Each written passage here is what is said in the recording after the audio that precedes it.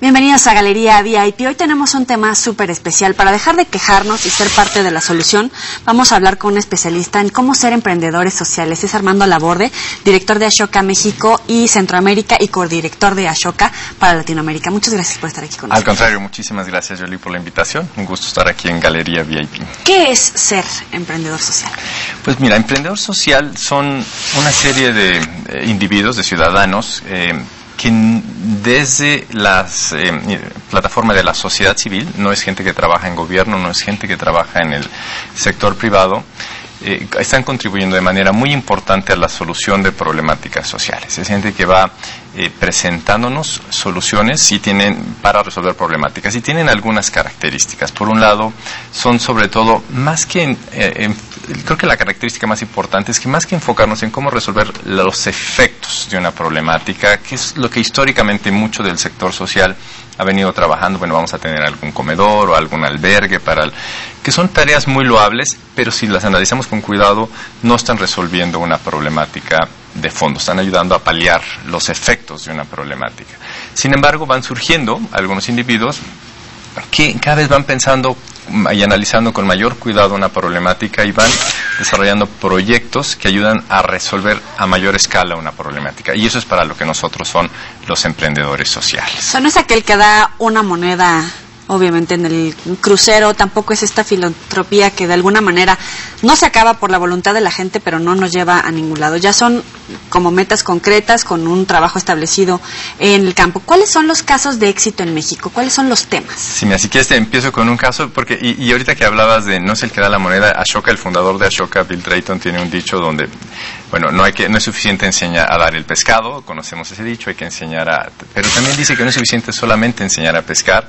Los emprendedores sociales, dice, son aquellos que se plantean cómo revolucionar la industria de la pesca para que funcione bien. Me gustaría empezar con un ejemplo que nos puede ayudar a entender lo que queremos y lo que decimos por este cambio, este impacto sistémico.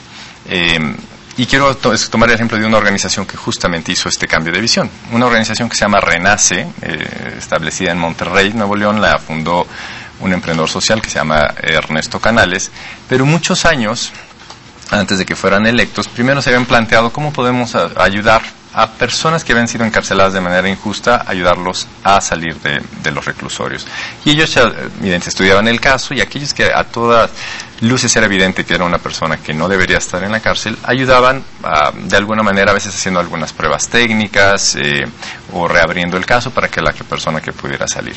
Después de trabajar varios años de esta manera, se dieron cuenta de que pues seguía llegando mucha gente que estaba siendo encarcelada de manera injusta, que nuestro sistema de impartición de justicia no estaba funcionando.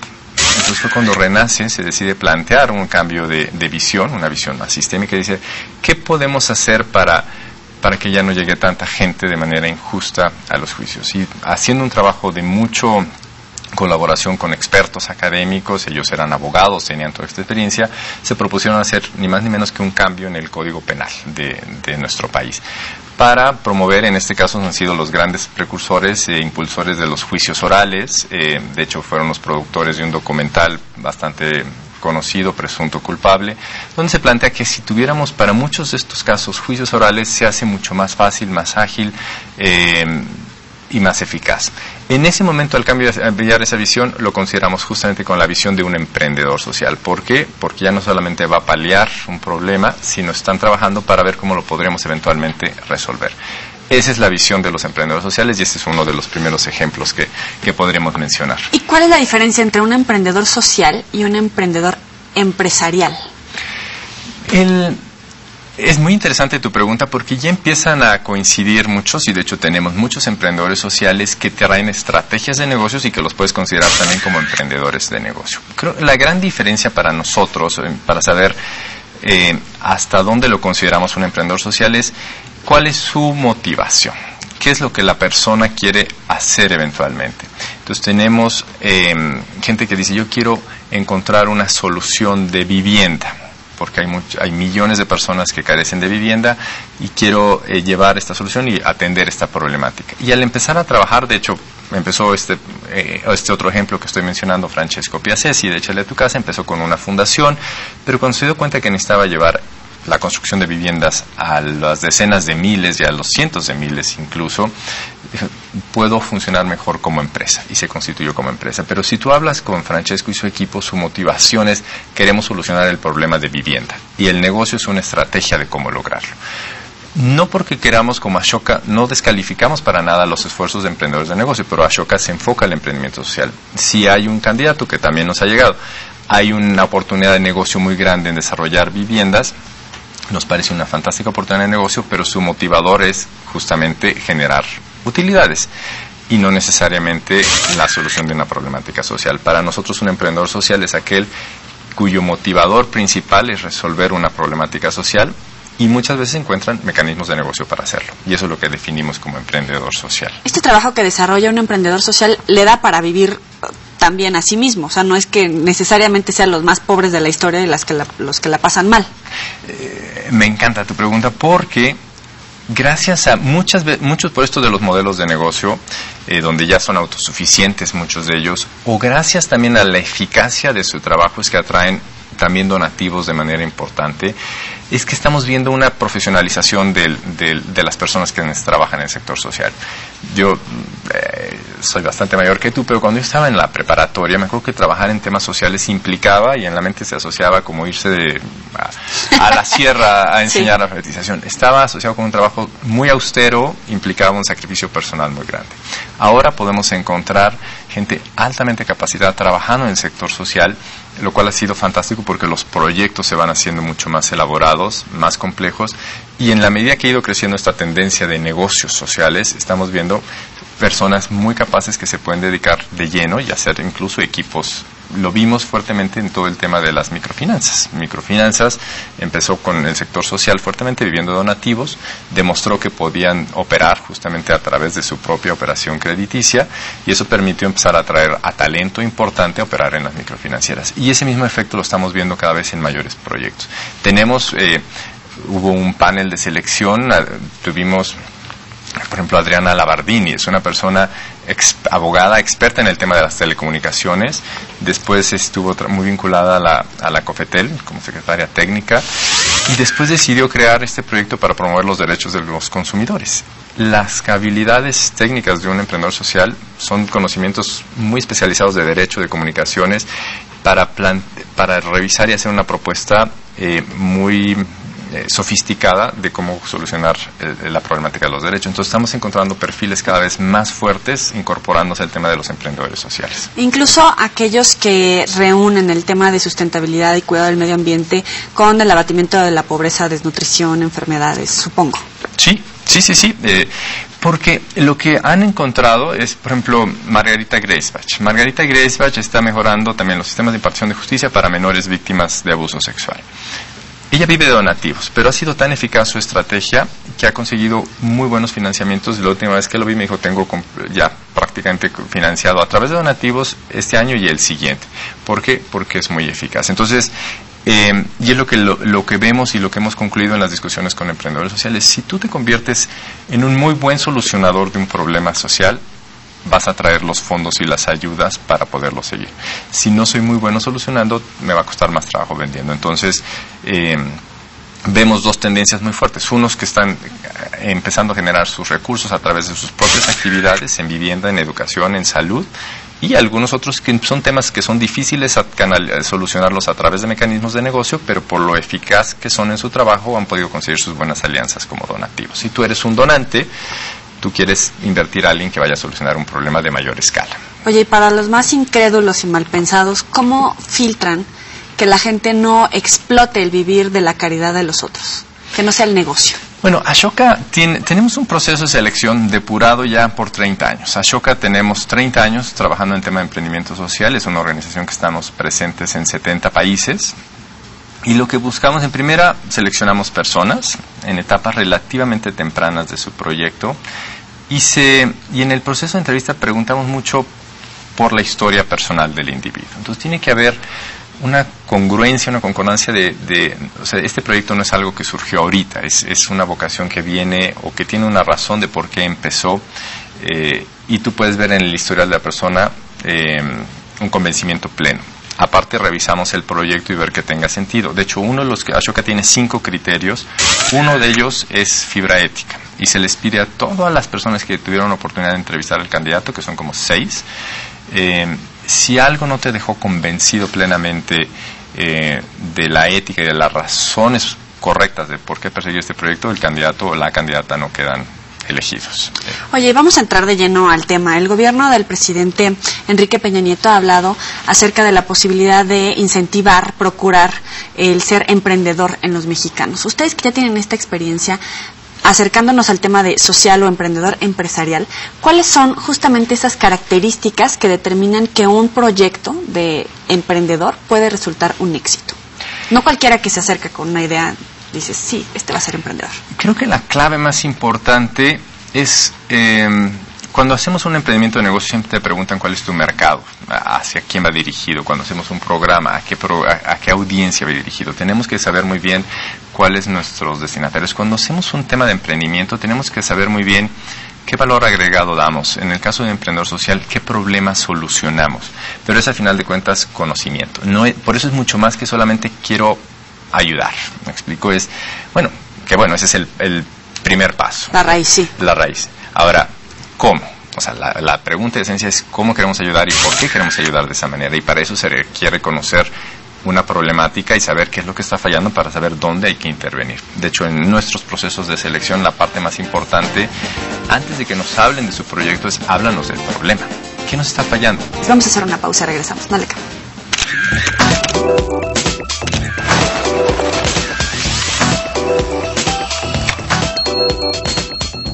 Emprender es decidir lo que quieres iniciar. Es lograr lo que te propongas con tu carrera universitaria. Estudia tu licenciatura en la Universidad ISEL. Calidad educativa con colegiaturas a tu alcance. Universidad ISEL, bachilleratos, licenciaturas y posgrados. Emprender es dar un paso adelante.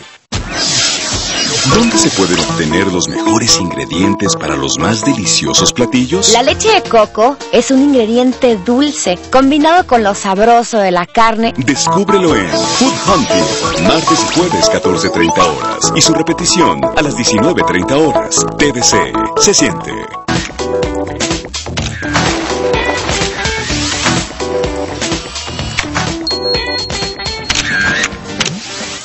Escriban a galeriavip@pctv.mx si están interesados en el tema de emprendedores sociales. Tenemos 5 ejemplares para las primeras personas que nos escriban, o también se pueden poner en contacto con Armando a las redes sociales en Facebook y en Twitter para que pues obviamente los llenen de preguntas y también pues en su caso de respuestas. ¿Cuáles son? En Facebook es Ashoka México y Centroamérica, en Twitter @Ashoka_MX. Hablábamos acerca de las condicionantes para un proyecto, de la fibra ética. ¿Qué otro factor influye en la toma de decisión para seleccionar un proyecto en cuanto a la persona? En este programa de selección de emprendedores sociales de muy alto impacto, hacemos unas entrevistas bastante rigurosas buscando 5 criterios. De estos 5, 2 tienen que ver con la estrategia, con la idea, el proyecto mismo, y 3 tienen que ver con la persona. Lo que buscamos en cuanto a la idea o al proyecto, buscamos en primera es innovación. Es una forma nueva de cómo abordar una problemática social. Como se les da un apoyo, buscamos apoyar a nuevas soluciones con la idea de que luego puedan ser replicadas, y por eso innovación es importante. ¿Alguna cosa loca que ya les haya pasado con algo que nos sorprenda? Bueno, eso es lo bello de apoyar un ecosistema de emprendimiento, que a veces uno no se imagina qué tipo de proyectos hacen falta, y justamente van surgiendo personas que dicen, me acuerdo muy bien el caso de Pablo Romo. Pablo Romo, un historial muy interesante. Él trabajó en el conflicto armado. Él estuvo allí cerca de Don Samuel trabajando.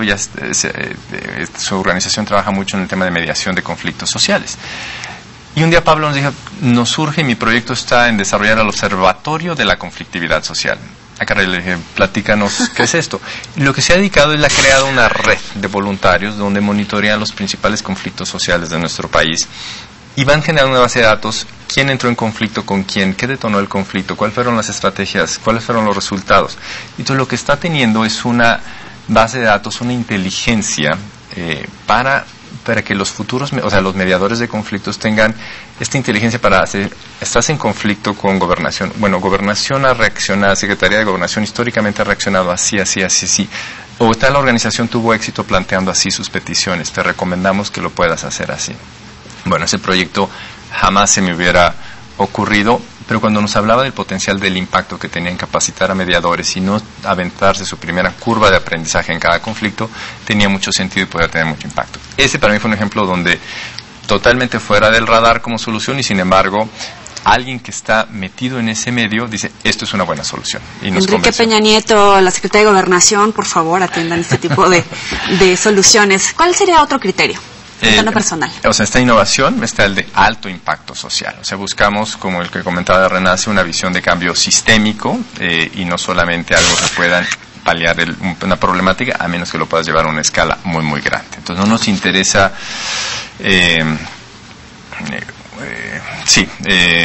un programa nada más de ayuda, queremos un programa que solucione problemáticas, ¿no? A ver, por ejemplo, para el tema de los emprendedores, de lo que hablábamos de esta propuesta del gobierno federal, ¿tiene algún tiempo, o sea, una curva de aprendizaje, cualquier proyecto, un tiempo para de alguna manera establecerse y después de ahí considerar el alto impacto que pueda llegar a alcanzar o cómo se divide? De hecho, lo hemos visto, exacto. En Ashoka tenemos, o sea, si tú graficas cuánto impacto tiene un proyecto conforme avanza en el tiempo, primero, obviamente, el impacto es muy bajo. ¿Por qué? Sí, fue la etapa cuando un ciudadano dice que hay que hacer tal cosa, empieza a trabajar, sus primeros años de trabajo en su proyecto, a lo mejor se imaginaba que la estrategia era por un lado y se dio cuenta que la problemática no le permitía y que había que ajustar.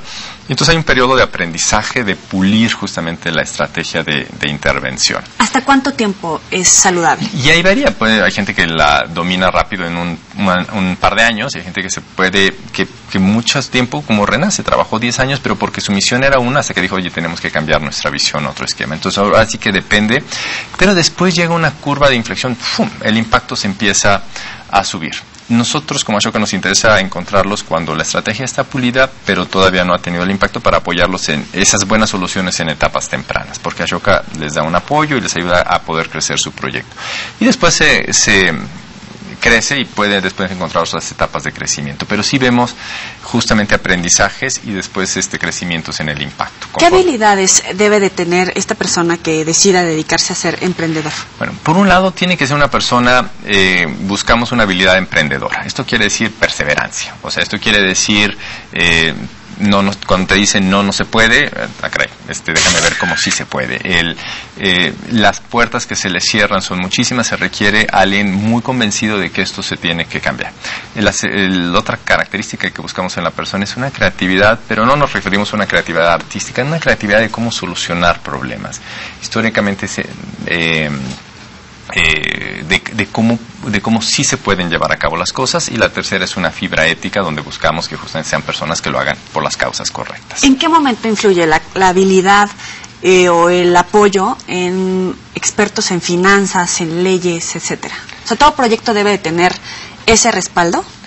Bueno, lo que es interesante, los emprendedores sociales son personas que a veces no traen claro, todas estas preparaciones. Es personas que un médico que trabajó en un tema de desnutrición y luego se dio cuenta que podía desarrollar una tecnología apropiada para fogones y cisternas que ayudaban a disminuir pero a la hora de crecer no tiene estas habilidades legales y más. Entonces tenemos un programa que hace Ashoka, aparte del programa solamente en emprendedores sociales, tenemos y trabajamos con distintas audiencias. Una es con empresarios, directivos de empresas que quieren ser también agentes de cambio. La visión de Ashoka ahora es de que todos podemos ser agentes de cambio. No solamente se trata de dejarles la tarea a los de alto impacto, sino que todos podemos desarrollar nuestro potencial. Entonces tenemos un programa que trabajamos con directivos de empresa, con profesionistas muy capaces, que se convierten en mentores y asesores de los emprendedores sociales y les ayudan justamente a resolver problemáticas técnicas y poder crecer su programa de impacto. Ahora que estamos hablando de este proyecto federal, ¿cuándo determinar este proyecto no va a ser exitoso? ¿Cuándo hay que dejar morir un proyecto? Pues sí, si no va demostrando los impactos. O sea, si tú hablas con la persona, por ejemplo, en Ashoka es difícil saber cuando sí seleccionamos personas que llevan cuando menos 1, 2, 3 años en un proyecto y puedes ver ya la aplicación de lo que habían dicho en teoría en la práctica y vas viendo que puede ser y hay elementos. Ashoka selecciona el impacto futuro, entonces tiene que haber al menos un elemento de que esto va a funcionar. Tiene que haber, en el caso de, no sé cómo lo vaya a hacer el programa del gobierno federal, pero tiene que haber pues una idea muy clara y un conocimiento muy importante del mercado para que el proyecto pueda funcionar. ¿Qué detiene el impacto social? ¿Qué detiene? Pues creo que creo que hasta ahorita la gran limitante ha sido la pasividad de los ciudadanos. O sea, conforme vamos avanzando, y esto ha sido un aprendizaje en los 30 años de Ashoka, primero seleccionábamos emprendedores sociales de muy alto impacto. Y eso lo seguimos haciendo. Pero a la hora de ir seleccionando cada vez más, 3,000 en el mundo, vamos conociendo algunas características de ellos. Y lo que vemos es que no son ciudadanos, ni son superhéroes, ni traen un gen especial que los hace emprendedores sociales. Son ciudadanos comunes y corrientes, pero comprometidos en resolver una problemática. Y a la hora de preguntarles a ellos, ¿por qué eres un emprendedor social? ¿Qué crees que nos contesta la mayoría? Nos dice que cuando fueron jóvenes tuvieron una experiencia social que los marcó profundamente. Entonces estamos convencidos que es algo que se puede ejercitar, que se puede aprender.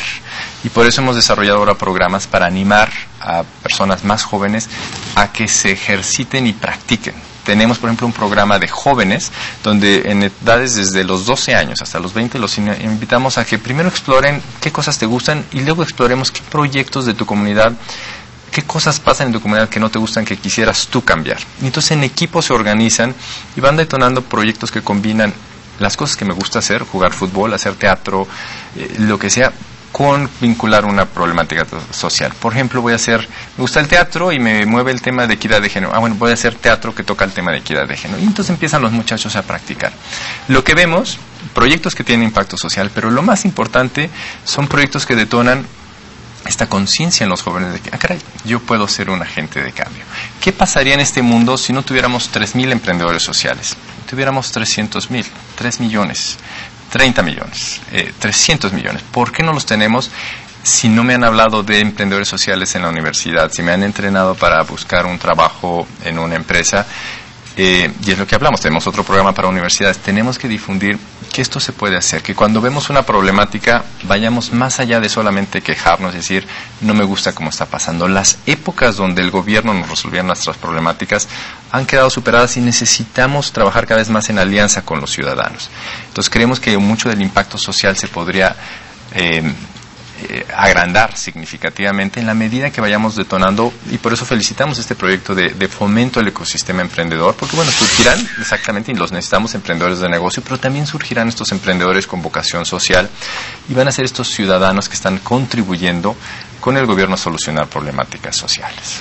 Oye, David Bornstein en su libro anterior hablaba acerca de justamente una emprendedora social que ideó el sistema de pisos firmes para reducir de alguna manera las enfermedades en la gente. Y aquí en México se hizo ese ejercicio justamente con este programa. Sin embargo, el piso firme solamente era una cantidad de metros, 2x2, y de ahí para afuera ya no había piso firme y entonces la enfermedad de alguna manera continuaba. ¿Cómo hacen este tipo de filtros para que no parezca en algún momento que es un fracaso? Fíjate que ese caso fue, si mal no me equivoco, o sea, se refiere a Vera Cordero, que trabajó, y por ejemplo el caso de ella fue muy interesante. Ella trabajaba en las áreas de entrada de hospitales, en urgencias, y entonces llegaba gente enferma de diarrea y los atendía, o de cualquier otra enfermedad, resfriados, cuestiones pulmonares, respiratorias, y los atendía y los mandaba a casa. Y lo que empezó a ver es que al rato regresaba la gente otra vez enferma, y los volvía a atender y volvía a regresar, hasta que se le ocurrió decir, bueno, ¿qué pasa en sus casas que están regresando esta gente tan seguido? Se dio cuenta que, bueno, pues si yo vivo en la tierra, si mi casa no está protegida, me enfermo, si no tengo agua caliente, me baño con agua fría, bueno, es muy proclive que pues tanto tú y yo nos enfermemos en esas condiciones. Entonces se dio cuenta de que, caray, no se trata solo de las medicinas, sino que tenemos que trabajar acá. Y ahí fue donde empezó a trabajar y a mejorar las condiciones de vivienda, justamente para disminuir y se dio cuenta que eso incluso tenía beneficios a gobierno en el tema de salud. Entonces, volvemos a lo mismo, es importante reconocer la problemática y no solamente decir estamos haciendo cosas, sino qué tanto estamos solucionando las problemáticas. Oye, ojalá les vaya muy bien en este ejercicio, que en algún momento supongo que puede haber un acercamiento entre el gobierno federal y ustedes para este tipo de asesorías y que justamente pues no queden truncados los objetivos por la falta de experiencia. Vamos a la sección de los 7 pecados.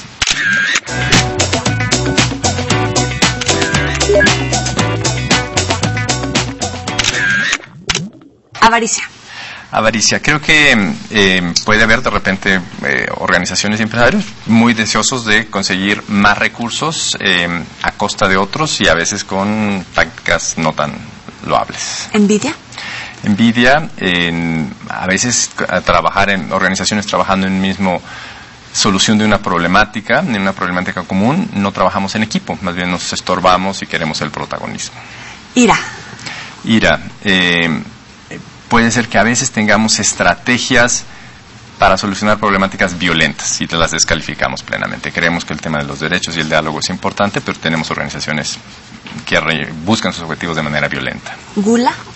Gula, a la hora de conseguir recursos, pienso que hay casos de algunas organizaciones que han pedido recursos de más para llevar a cabo proyectos y se hacen poco eficientes con el manejo de los recursos. Lujuria. Lujuria, es sabido de algunas organizaciones, incluso a nivel global, de repente se hacen congresos muy lujosos, en eventos para hablar de pobreza y se puede perder mucho el foco del problema a través de estos eventos y un desconecte fuerte. Pereza.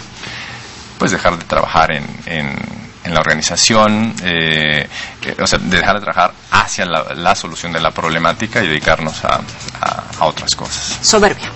Soberbia, pues pensar que mi organización pueda ser la única que tenga la verdad y descalificar las tantas de otras propuestas buenas que puede haber.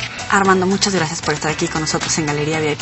Gracias a ti por la invitación a estar aquí y poder platicar de este tema que nos fascina de emprendedores sociales. Ojalá puedan acercarse, hay talleres, conferencias. Repítenos, por favor. Por favor, sí, cualquier persona interesada lo invitamos, acérquese a nuestra página, la de Facebook es Ashoka, que se escribe ASHOKA, México y Centroamérica. O el Twitter @ashoka_mx, por favor. Armando Laborde, un placer tenerte.